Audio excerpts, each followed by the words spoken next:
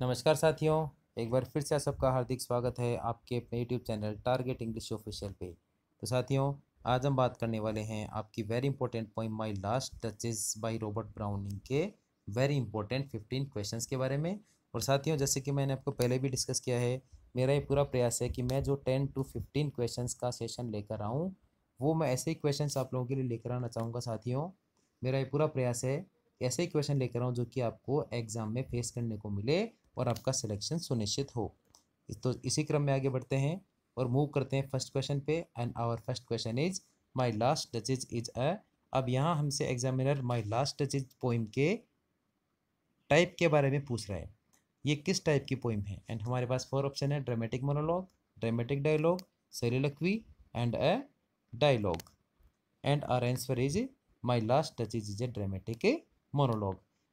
माई Last Duchess dramatic dialogue भी नहीं और soliloquy भी नहीं।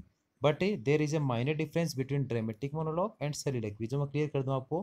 ड्रामेटिक मोनोलॉग में स्पीकर के थॉट्स को सुनने के लिए स्पीकर के सामने लिसनर की प्रेजेंस रहेगी, जबकि soliloquy में स्पीकर के द्वारा एक्सप्रेस किए गए थॉट्स को सुनने के लिए लिसनर की प्रेजेंस नहीं रहेगी, बल्कि स्पीकर लाउडली अपनी बात को एक्सप्रेस करके डायरेक्टली ऑडियंस तक पहुंचाता है।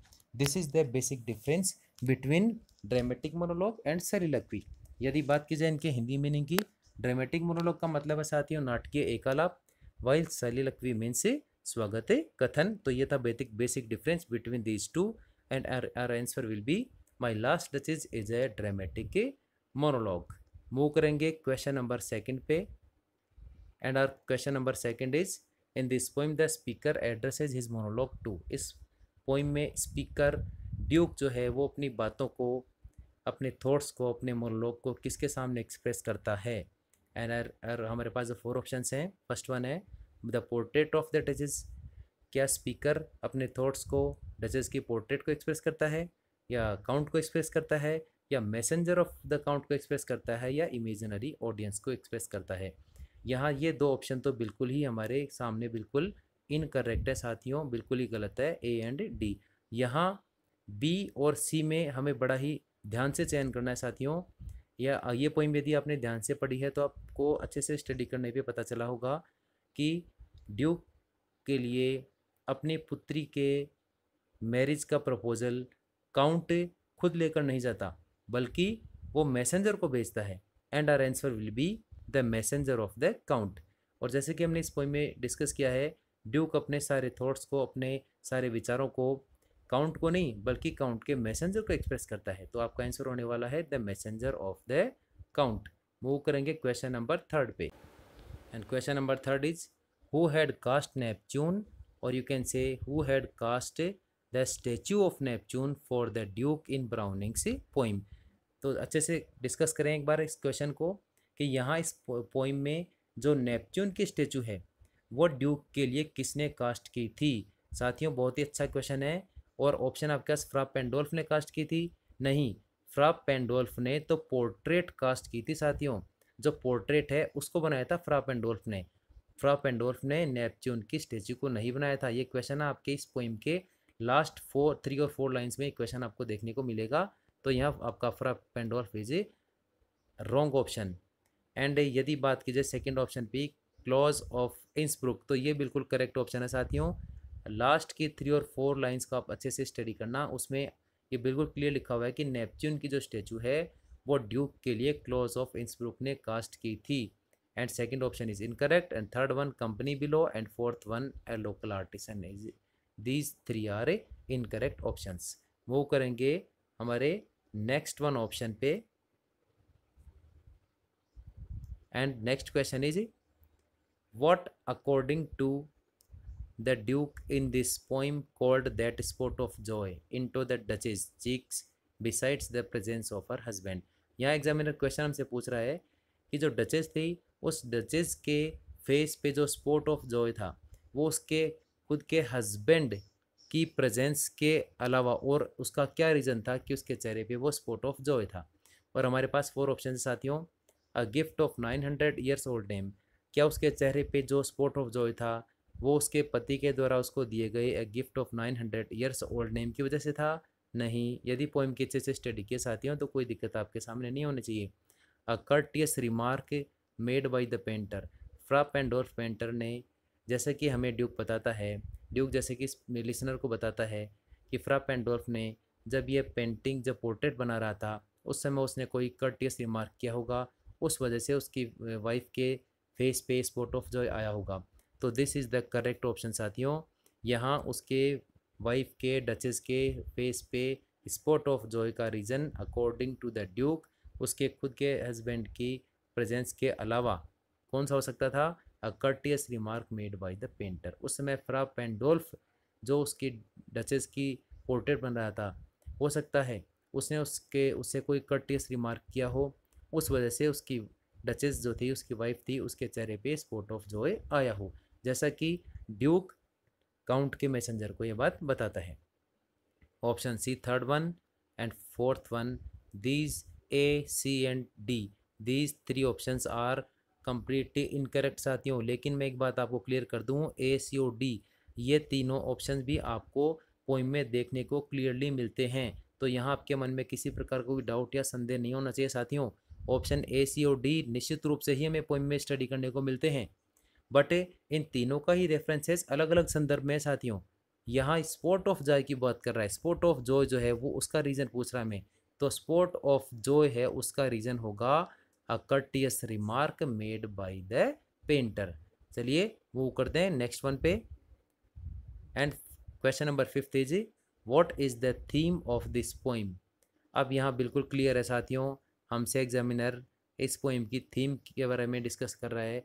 इस पोइम की थीम क्या होने वाली है? जेंडर इनइक्वेलिटी इन सोसाइटी, समाज में लैंगिक असमानता, जेंडर इक्वेलिटी इन सोसाइटी, समाज में लैंगिक समानता, रेशियल इक्वेलिटी, जातिगत समानता, या बोथ बी एंड सी।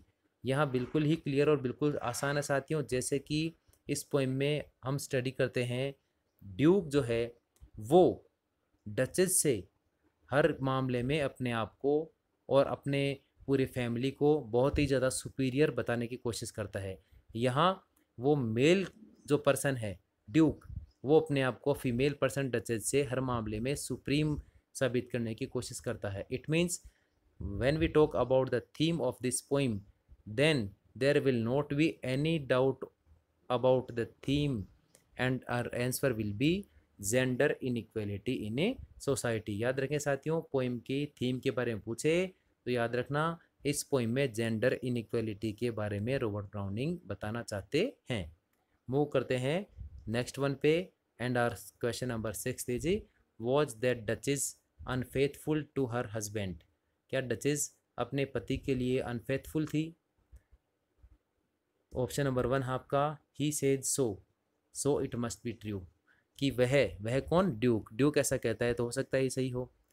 या ऑप्शन बी है प्रोबेबली, संभवतया वो अनफेथफुल हो। Option C we can't say, the only information is from the duke. हम इसके बारे में कुछ भी नहीं कह सकते क्योंकि हमारे पास एकमात्र सूचना ड्यूक के द्वारा ही बताई गई है। डेफिनेटली नॉट, निश्चित रूप से नहीं। तो साथियों इसमें आंसर आप लोगों के लिए होने वाला है, यदि एग्जामिनर आपसे पूछे was that duchess unfaithful to husband, क्या डचेज अपने पति के लिए अनफेथफुल थी?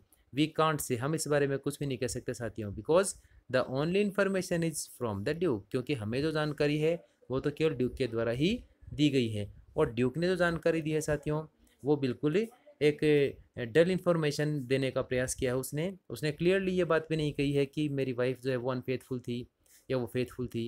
इसीलिए हम इस आंसर के लिए सिर्फ बेस्ड रहेंगे इंफॉर्मेशन फ्रॉम द ड्यूक पर। This is the reason and the option number C is correct. फिर अच्छे से एक बार देख लें, क्या डचेज अपने पति के लिए अनफेथफुल थी? वी कांट से, हम इस बारे में कुछ भी नहीं कह सकते, because the only information is from that Duke, क्योंकि हमें जो भी जानकारी दी गई थी वो केवल ड्यूक के द्वारा ही जानकारी दी गई थी, जिसमें उसने कुछ पॉइंट्स ऐसे थे जिसमें उसने अपनी पत्नी को फेथफुल कहा था, कुछ ऐसे पॉइंट्स थे जिसमें अनफेथफुल भी कहा था। This is the reason this is the reason, that's why we can say that C option is absolutely correct for this question। Move करेंगे क्वेश्चन नंबर 7 पे साथियों। Where is the next question is where is the painting in this poem. इस poem में painting कहाँ पर establish की गई है, पेंटिंग कहाँ पर रखी गई है, कहाँ पर लगाई गई है। Option number 1 on a wall for all to see, second one है behind the curtain, third one है in an art folder, fourth one है बिहाइंड द वॉल। अब यहाँ एक बात अच्छे से क्लियर कर लें साथियों, आर्ट फोल्डर में भी ये पोर्ट्रेट नहीं थी और बिहाइंड द वॉल भी नहीं थी। अब यहाँ ऑप्शन ए और बी में थोड़ा कन्फ्यूजन है साथियों। यदि माइंड में आपके कन्फ्यूजन है किसी प्रकार का तो यहाँ मैं क्लियर करता हूँ साथियों। On a wall for all to see, हालांकि वो जो पेंटिंग थी वो दीवार पर लगी हुई थी, बट फॉर ऑल टू सी नहीं थी साथियों। दीवार पर लगी गई जो लगी हुई पेंटिंग थी उस पर according to the poem duke ने एक पर्दा लगा रखा था और उस पर्दे को यदि पोइम को यदि आपने बहुत ध्यान से पढ़ा है साथियों तो ड्यूक उस लिसनर को बताता है कि इस पर्दे को हटाने का अधिकार सिर्फ मुझे ही है। इट मीन्स ये बात क्लियर है कि दीवार पर लगी हुई जो पेंटिंग है उसके सामने वहाँ पर्दा है। तो where is the painting in this poem behind a curtain. यहाँ साथियों दीवार पर तो है, ये बात तो सही है, बट फॉर ऑल टू सी नहीं है, सभी व्यक्तियों के लिए देखने के लिए नहीं है, बल्कि उसके ऊपर पर्दा लगा हुआ है जो कि ड्यूक लिसनर को कहता है कि इस पर्दे को हटाने का अधिकार सिर्फ मुझे ही है, और उस पर्दे को हटाकर वो मैसेंजर को उस पोर्ट्रेट उस पेंटिंग के बारे में डिस्कस करता है। तो यहाँ आपका आंसर होने वाला है बिहाइंड अ कर्टन, या फिर आपके ऑप्शन ये भी पूछा आपके आ सकता है एग्जाम में, on a wall behind a curtain. तो यहाँ किसी प्रकार का संदेह आपके मन में नहीं होना चाहिए साथियों। मूव करेंगे नेक्स्ट वन पे, question number 8। Who painted the picture, means duchess की जो पिक्चर थी, पोर्ट्रेट थी, उसको किसने पेंट किया था। ये तो बड़ा ही सिंपल क्वेश्चन है साथियों। फ्रा रूडोल्फ, फ्रा पेंडोल्फ, फ्रा डोल्फिन और अ नॉन पेंटर। तो बिल्कुल क्लियर है, आपके स्टार्टिंग की 3 और 4 लाइन्स में आंसर देखने को मिलता है। Fra Pandolf painted the picture and answer will be second one. Fra Rudolph भी नहीं होगा साथियों, डॉल्फिन भी नहीं होगा, एंड नॉन पेंटर भी नहीं होने वाला। मूव करेंगे क्वेश्चन नंबर 9 पे। What does the duchess have on her cheek, माने डचेस जो है उसके चेहरे पर डचेस क्या रखती है। What does the duchess have, duchess क्या रखती है ऑन हर चीक, अपने गाल पर। ए स्पॉट ऑफ पेन, साथियों बहुत बड़ा ही सिंपल क्वेश्चन है, बट इस क्वेश्चन में एग्जामिनर ने हमें थोड़ा कंफ्यूज करने का प्रयास किया साथियों, क्योंकि इसमें बड़े सिमिलर वर्ड्स रखे हैं। ए स्पॉट ऑफ पेन है डचेस के चीक पे, स्पॉट ऑफ फूड है, ब्लश ऑफ जॉय है, या स्पॉट ऑफ जॉय है साथियों। बड़ा ही क्वेश्चन बिल्कुल आसान है, बट यहाँ जो ऑप्शंस की लैंग्वेज है साथियों वो बड़ी मिलती जुलती लैंग्वेज है, इसीलिए दिमाग में किसी प्रकार का कन्फ्यूजन नहीं होना चाहिए साथियों। और यहाँ देखिए आप, ए स्पॉट ऑफ पेन, क्या उसके चीक पे, डचेस के चीक पे स्पॉट ऑफ पेन था? नहीं। स्पॉट ऑफ फूड था? नहीं। ब्लश ऑफ जॉय था? नहीं। And our correct answer will be a spot of joy on the duchess cheek, यानी डचेस के गाल पर स्पॉट ऑफ जॉय था। ब्लश ऑफ जॉय भी नहीं था साथियों, स्पॉट ऑफ फूड भी नहीं, और स्पॉट ऑफ पेन भी नहीं। सिंपल, बट लैंग्वेज थोड़ी सी इसकी बड़ी ही सिमिलर लैंग्वेज रखी थी, इसीलिए यहाँ दिमाग में किसी प्रकार का कन्फ्यूजन हमारे क्रिएट नहीं होना चाहिए। मूव करेंगे नेक्स्ट वन पे।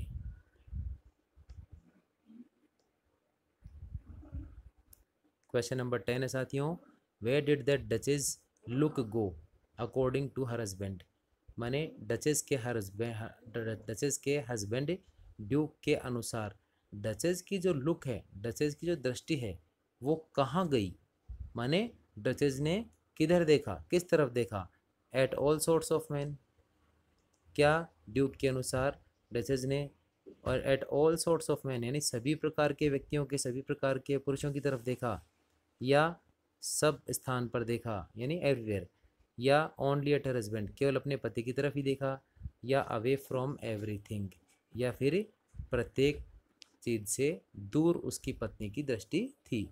तो यहाँ ऑप्शन होगा, बिल्कुल क्लियर लिखा हुआ है साथियों, पोइम की स्टडी करना बिल्कुल क्लियर लिखा हुआ है। डचेस की जो लुक थी वो एवरीवेयर, वो प्रत्येक स्थान पर थी।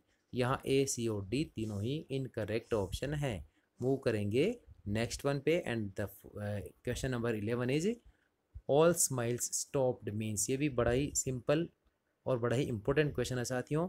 ऑल स्माइल्स स्टॉप्ड यानी सभी स्माइल्स, सभी मुस्कुराहटें स्टॉप्ड माने रुक गई, इसका क्या मतलब है। सी वॉज किल्ड, क्या वो मार दी गई, या सी स्टॉप्ड फ्लर्टिंग, उसने फ्लर्ट करना बंद कर दिया, she started to pay all attention to her husband, या उसने सारा ध्यान, डचेस ने सारा ध्यान अपने पति पर देना शुरू कर दिया, या सी वॉज अपसेट बाई हिम, या फिर वो अपने पति के द्वारा अपसेट थी।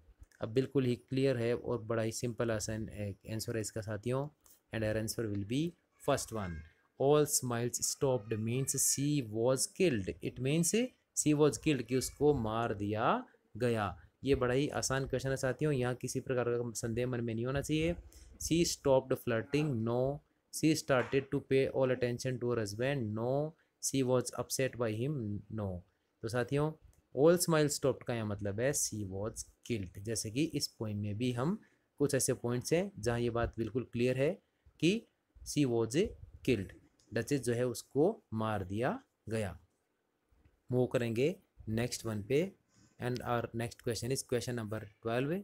इन this poem the Dutch talks about a statue of, यानी इस पोइम में डच मैसेंजर ऑफ काउंट को किस स्टेचू के बारे में बात करता है। अब ऑप्शन है साथियों, अपोलो के स्टेचू के बारे में, जीसस की स्टेचू के बारे में, मार्स की स्टेचू के बारे में, या नेपच्यून की स्टेचू के बारे में। And our answer will be the statue of Neptune was discussed by the Dutch to the messenger of the count.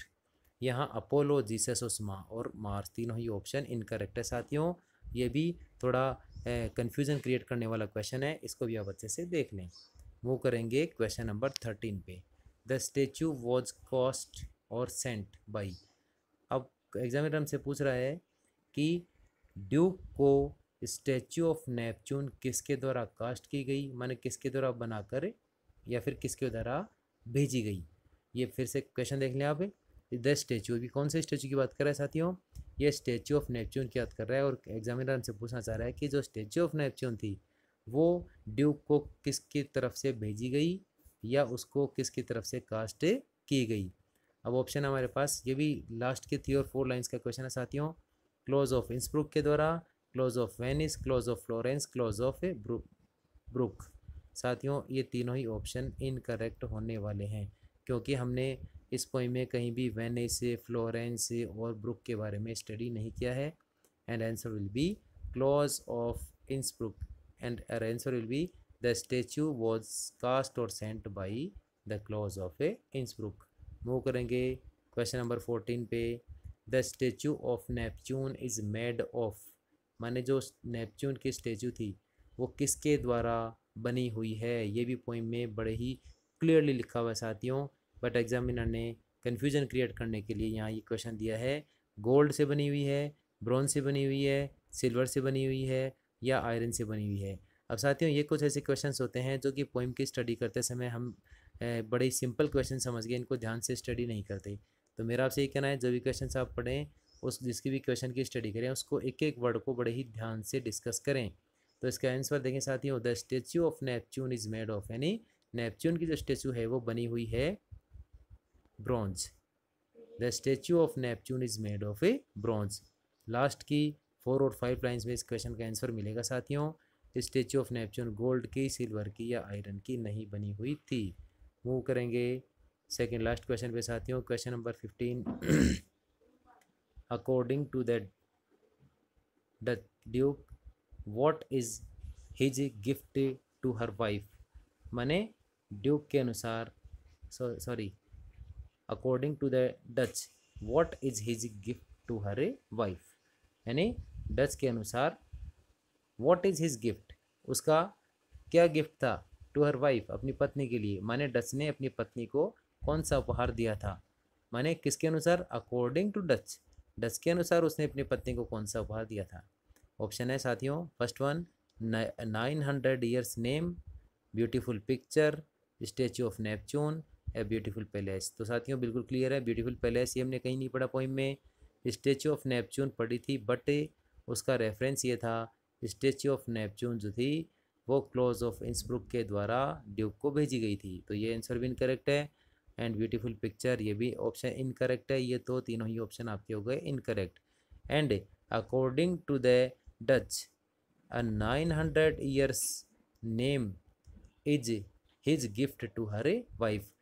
Dutch को या ड्यूक को ऐसा लगता था कि उसकी फैमिली बड़ी ही एरिस्टोक्रेटिक फैमिली है और उसकी फैमिली का काफ़ी वर्षों से बड़ा ही नाम जो है वो बड़ा फेमस है, और उसको लगता था कि उसने डचेस को ये सबसे बड़ा उपहार दिया है कि वो डचेस को अपनी फैमिली में अपनी वाइफ बनाकर लाया। और उसको ये लगता था कि उसने बहुत ही बड़ा गिफ्ट जो डचेस को दिया वो अपनी फैमिली का बड़ा नाम था, जो कि कितने वर्षों से था, 900 ईयर्स नेम। तो इसमें आंसर आपका होने वाला है first one. And the last question is in this poem Neptune is. अब यहाँ बड़ा ही ये भी क्वेश्चन लास्ट के स्टेंजा से ये क्वेश्चन ले गया साथियों। In this poem Neptune is taming a sea fish, taming a tiger, taming a white bird और टेमिंग ए सी हॉर्स। साथियों ये भी मैं आपको फिर रिपीट करूँगा, स्टडी करते समय प्रत्येक लाइन को आप बड़े ध्यान से स्टडी करें, बिकॉज़ कोई भी लाइन में एग्जामिनर हमें कहीं भी कंफ्यूज कर सकता है। जैसे कि ये आप लोगों ने पोइम, मैं मुझे पूरा विश्वास है कि आप लोगों ने पोइम का डिस्कशन ज़रूर किया है, पोइम की स्टडी की है, तो आप एक बार कंसीडर करें इसका क्या आंसर होना चाहिए। इन this poem Neptune is, last की 3 और 4 लाइन्स में आंसर मिलेगा साथियों। नेपच्यून जो है वो किसको टैम कर रहा था, कि टैमिंग मीन्स कंट्रोलिंग, माने नेपच्यून किसको कंट्रोल कर रहा है, सी फिश को कंट्रोल कर रहा है या टाइगर को या वाइट बर्ड को या सी हॉर्स को। And your answer will be in this poem Neptune is timing है सी हॉर्स है। यहाँ वाइट बर्ड, टाइगर और फिश किसी प्रकार के ऑप्शन हमें देखने को नहीं मिलते हैं साथियों।